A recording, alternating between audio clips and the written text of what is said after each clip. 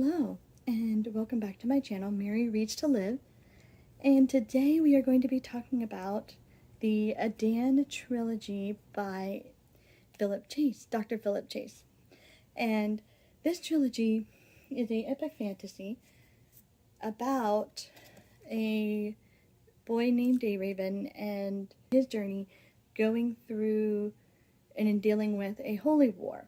It started by his home country, and it's affecting the world at large. And also, Raven had personal things that are going on, but I don't want to tell you anything more than that because I want to keep this spoiler free. Now, the first book is called The Way of Edan, and I will have the picture of the first book here. I lent my copy of the first book to a friend to read because she was excited to read it. But I'll give a picture of it here. The Way of Edan. And then the second book, which is, I just finished reading, is The Prophet of Edan. Now, there's going to be a third book in the trilogy, but I'm not quite sure what its name is going to be yet. But it's very anticipated. I cannot wait to read this book. Alright, so, first, in my reviews, I want to section them into what did I enjoy, what did I love about it, and then what questions did I still have, and then what I thought could be improved upon. What are my nitpicks about the book. So the first thing, what can we take away, what can we learn from this book to put into our everyday lives? Is our what are the themes, and how did the themes help us today? So, the first thing is, what do I love about this book? So first, I want to say that I love the characters. The characters in this book are beautifully written. Their interactions are fantastic. Their decisions are realistic, and their motivations are really well developed, and they're well developed. This book takes its time. The author, Dr. Philip Chase, has taken his time in developing these characters and has given them room to grow, but it has not hindered the pacing at all doing this. But we grow with these characters, and by the time by the second book, I am so deeply attached to these characters that I'm on the edge of my seat to figure out what's going to happen. And I'm really I'm rooting for them. Even the people, even the antagonist of the story, or the bad guys, as we could say, they are very complex, and you're not rooting for them per se at all, but you are surprised to kind of understand them, at least, even if you're not going to agree with them at all. You understand them. You understand where they're coming from. You understand their motivations, and you actually enjoy seeing their interactions with some of their compatriots and things that make you not like them even more, or sometimes you start to sympathize with them just a little bit, and so you can empathize, if not sympathize, with them and what's going on with them. And so I think it's very interesting to see their antagonist kind of invoking those same emotions, and they felt real and sometimes icky because they feel like people who could be in our real lives, even though this isn't a fantasy.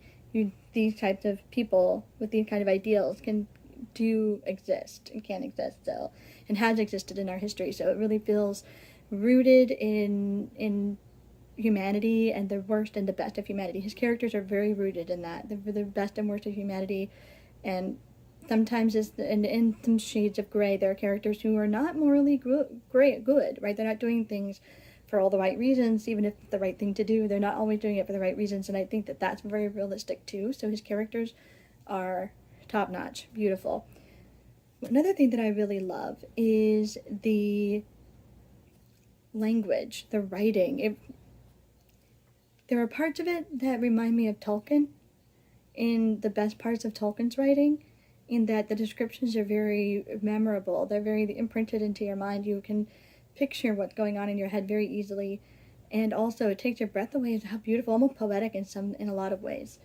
And also, I love the use of songs, the use of music, and the way that songs are written and passed down, and storytelling itself is very important to the story. So I really love that, how the stories are interwoven and have a lot to do with the story and can teach the characters in the story something. Like there's a story in the very beginning that the main character kind of tells someone, and then that kind of reverberates throughout that book. And I think that, and that tale it foretells things that may happen in that book, and so it's really good, really good. So look out for the songs. The songs are gorgeous. And also, I really love, the next thing that I really love is the magic system.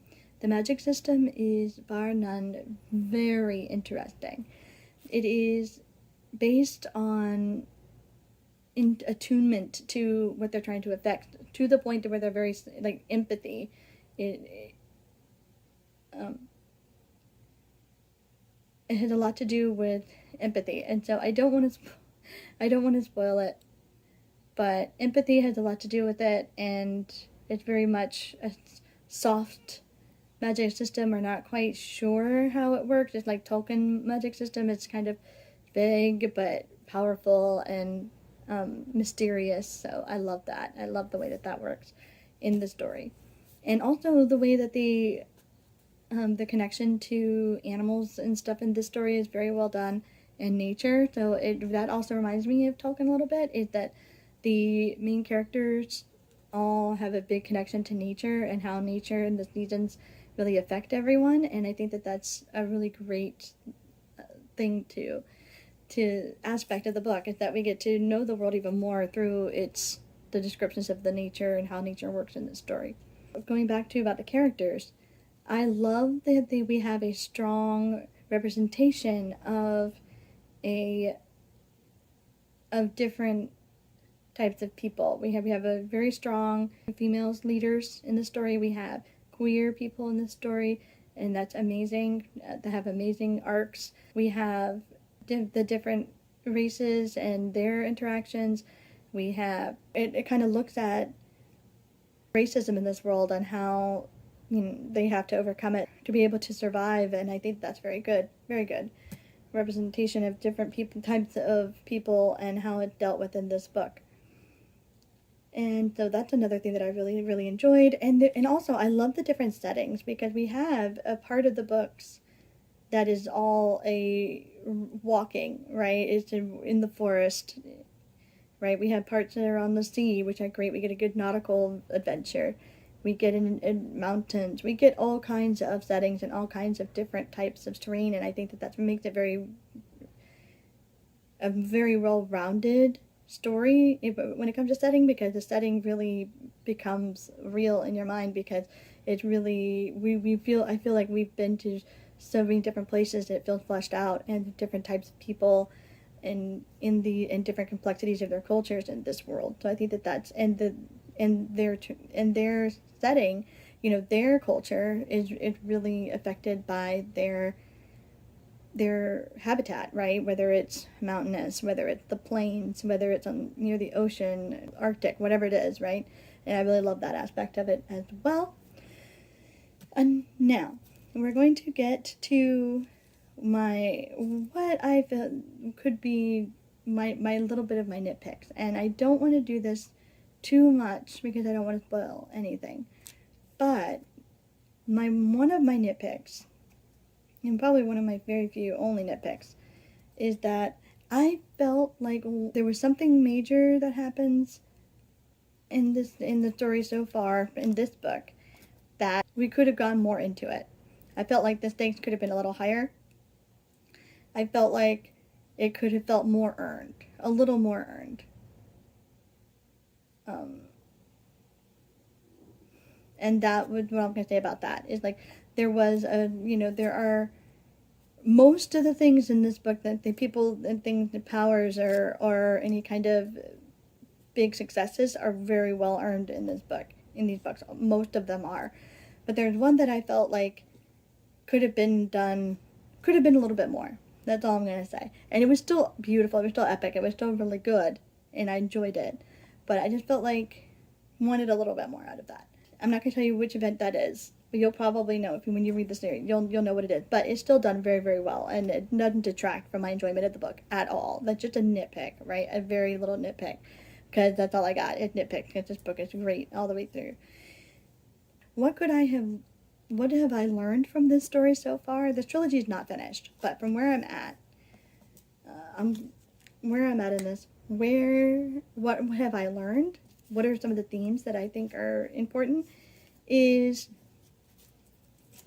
that no matter the decisions that you can make some not optimal decisions and still be a good person and still end up in a place where you can do really good things. You can still end up as in a good place in your life, and you can turn things around, and that your future is not set on one decision, even if it seems like it. Like, you can turn things around, and I think that that's really awesome. That I think that we could take away from this story is, don't let extremism take away what can be a very good thing. Like, religion can be a very good thing unless it's taken to extreme. Power can be a good thing if you were using it in the right ways and it's not taken to extreme. Those types of things, like balance and interacting with people for their humanity and recognizing people's humanity, as long as you are doing those things, that is a really good, that can really go a long way to bringing out the good in society. And I think that that's very important, and it's a very good thing. One of the good things I got at many of the themes, there's a lot of themes in this story, and also there's another thing else that I picked out of here that I thought was interesting, is that just because someone has done not great things, even if someone is on a dark path, there's still hope for them to turn it around and for love to win. That's all I'm going to say.